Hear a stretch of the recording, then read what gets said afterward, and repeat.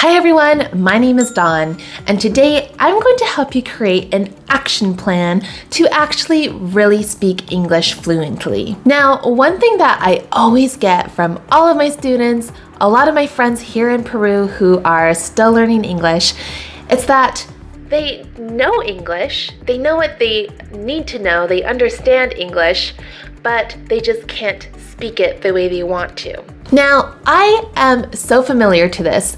Now, even though I teach English, I actually speak two other languages too. And that would be French, and I'm still learning Spanish. Now, French I speak fluently, and Spanish I am like intermediate.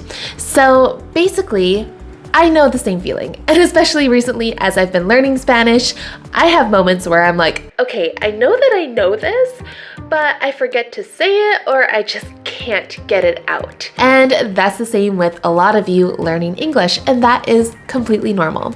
But one thing I'm going to tell you, and especially if you can already understand me in my English speaking ways, you probably already had this moment I'm going to describe to you. So as you are learning a language, there is a click. There is always a moment where you're like, I get it. Like, this makes sense. Or you have a moment where you're listening and you're like, oh my goodness, I can understand everything that they're saying. I've had this moment a lot of times in both French and Spanish, and also other languages I'm learning like Quechua and my mama's language I know pretty well, Tagalog, but there's just moments where I realize like, oh my goodness, like I have heard of this concept and I was taught this concept, but I'm understanding it as I'm having an actual conversation with somebody in any of those languages. So that moment will happen to you. You probably already have those moments, but the more and more you practice English, you're going to have more of those moments. Let's come up with your action plan. So if you are wanting to just be able to just say it, speak English, just let it flow out of your mouth fluently as you want it to, let's come up with some steps. Step number 1 is recognizing something. And I want you to recognize that you do know English. Like, you know English. If you can understand me, you know English. And you've probably taken lots of classes or have watched other YouTube videos about certain grammar or listening or speaking, whatever, but you just don't practice it. So that's the key thing. Your first thing you need to do is recognize that you do know English, but you just need to practice. And practice is key. And I know that it's kind of like impossible to just be like, okay, yeah, go practice. You'll be successful, go practice.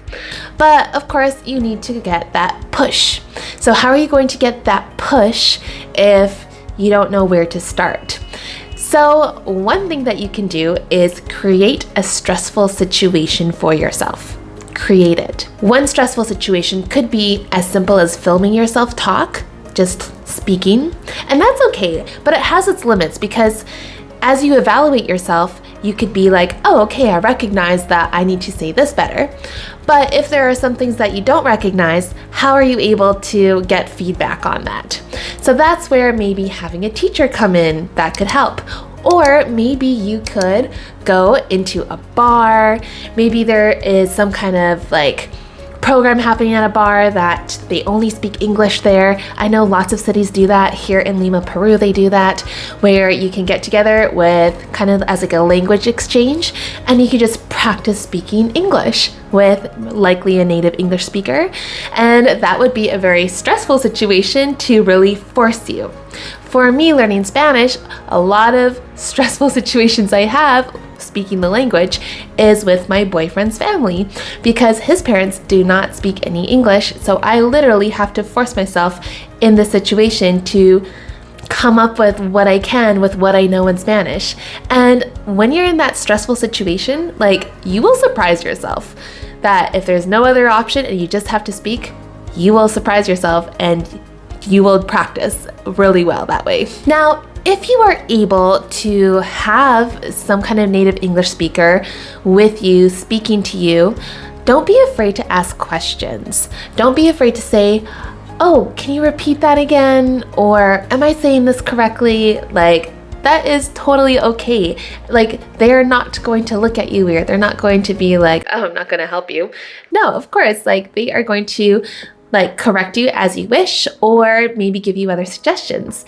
So if you're able to find a native English speaker, I'm sure you could easily find one online, or if you know somebody who is a native English speaker, go out, don't be afraid to ask them questions, like make a plan for it, get together once or twice a week to just talk and practice and ask questions if you really want to make sure that they understand you and you understand them. Now, this next step for your action plan could be a little challenging and it has many limits, but if this is available to you, go for it. And this is to travel, because oh my goodness, you are going to learn so fast when you travel to an English speaking country. And take that to the next level, if you have the time, go research right now where you can take a language school in an English speaking country. Now, maybe this is going to be a city that you've always wanted to go to. Maybe you've always wanted to see New York City, but maybe you really need to practice your English. Okay, go find a language school in New York City. Go there for a couple weeks or whatever. A lot of language programs, it doesn't have to be like you're there for 6 months or 1 year. They're not always like that. Some of them have like programs for 1 or 2 weeks of intensive classes, or maybe just a month, or it could be like really up to you. So find a school somewhere that you want to travel to and be part of a program.